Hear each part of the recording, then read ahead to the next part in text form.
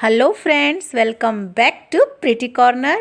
और अगर आप चैनल पर पहली बार आए हैं तो प्लीज़ सब्सक्राइब कर दीजिएगा और बेल आइकन को भी प्रेस कर दीजिएगा। और आज की इस वीडियो में हम लोग करेंगे सोमवती अमावस्या की पौराणिक कथा। जैसा कि आप लोग जानते ही होंगे, जो अमावस्या सोमवार वाले दिन पड़ती है उसे सोमवती अमावस्या कहा जाता है। तो आज हम उसी की कथा करेंगे। तो चलिए कथा को शुरू कर लेते हैं। एक गरीब ब्राह्मण परिवार था। उस परिवार में पति पत्नी के अलावा एक पुत्री भी थी। वह पुत्री धीरे धीरे बड़ी होने लगी। उस पुत्री में समय और बढ़ती उम्र के साथ सभी स्त्रियों के गुणों का विकास हो रहा था। वह सुंदर लड़की संस्कारवान एवं गुणवान थी, किंतु गरीब होने के कारण उसका विवाह नहीं हो पा रहा था। एक दिन उस ब्राह्मण के घर एक साधु महाराज पधारे। वो उस कन्या के सेवा भाव से काफ़ी प्रसन्न हुए। कन्या को लंबी आयु का आशीर्वाद देते हुए साधु ने कहा कि इस कन्या की हथेली में विवाह योग्य नहीं है। तब ब्राह्मण दंपत्ति ने साधु से पूछा कि कोई ऐसा उपाय बताएं जिससे इसकी कन्या की कुंडली में विवाह योग्य बन जाए और इसकी शादी हो जाए। साधु ने कुछ देर विचार करने के बाद अपनी अंतर्दृष्टि से ध्यान करके बताया कि कुछ दूरी पर एक गांव में सोना नाम की धोबन जाति की एक महिला अपने बेटे और बहू के साथ रहती है। वो बहुत ही आचार विचार और संस्कार संपन्न तथा पतिपरायण है। यदि यह कन्या उसकी सेवा करे और वह महिला इसकी शादी में अपने मांग का सिंदूर लगा दे, उसके बाद इस कन्या का विवाह हो जाएगा और इस कन्या का वैधव्य योग भी मिट जाएगा। साधु ने यह भी बताया कि वह महिला कहीं आती जाती नहीं है।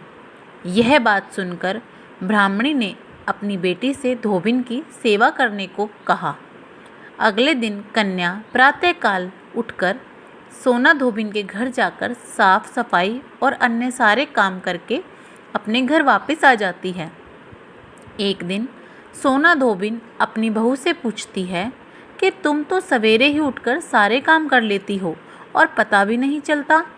बहू ने कहा, माँ जी, मैंने तो सोचा कि आप सुबह उठकर सारे काम खुद ही ख़त्म कर लेती हैं। मैं तो देर से उठती हूँ। इस पर दोनों सास बहू निगरानी करने लगी कि कौन है जो सुबह ही हमारे घर का सारा काम करके चला जाता है। कई दिनों के बाद धोबिन ने देखा कि एक कन्या अंधेरे में घर में आती है और सारे काम करने के बाद चली जाती है। जब वह जाने लगी तो सोना धोबिन उसके पैरों पर गिर पड़ी। पूछने लगी कि आप कौन हैं और इस तरह छुपकर मेरे घर की चाकरी क्यों करती हैं। तब कन्या ने साधु द्वारा कही गई सारी बात बताई। सोना धोबिन पतिपरायण थी, उसमें तेज था। वह तैयार हो गई। सोना धोबिन के पति थोड़ा अस्वस्थ थे। उसने अपनी बहू से उन्हें अपने लौटने तक आने पर घर पर ही रहने को कहा।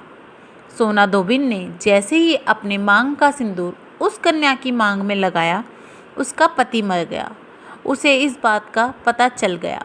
वह घर से निर्जल ही चल पड़ी। वह सोचकर कि रास्ते में कहीं पीपल का पेड़ मिलेगा तो उसे भंवरी देकर और उसकी परिक्रमा करके ही जल ग्रहण करूंगी।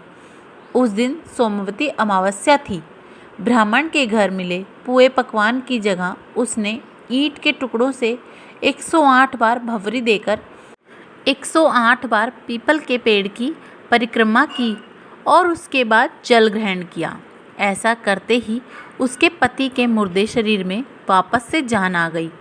धोबिन का पति वापस से जी उठा। इसीलिए सोमवती अमावस्या के दिन शुरू करके जो हर अमावस्या के दिन भंवरी देता है उसके सुख और सौभाग्य में वृद्धि होती है।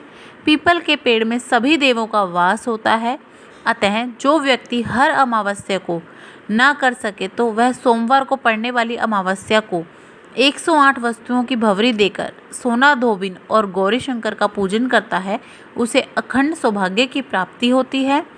ऐसी प्रचलित परंपरा है कि पहली सोमवती अमावस्या के दिन धान पान हल्दी सिंदूर और सुपारी की भंवरी दी जाती है। उसके बाद सोमवती अमावस्या को अपने सामर्थ्य के हिसाब से फल, मिठाई, सुहाग सामग्री, खाने की सामग्री इत्यादि की भवरी दी जाती है और फिर भवरी पर चढ़ाया गया सामान किसी सुपात्र ब्राह्मण, ननंद या भांजे को दिया जा सकता है या किसी गरीब में बांटा जा सकता है। तो इस प्रकार से सोमवती अमावस्या की कथा संपूर्ण होती है।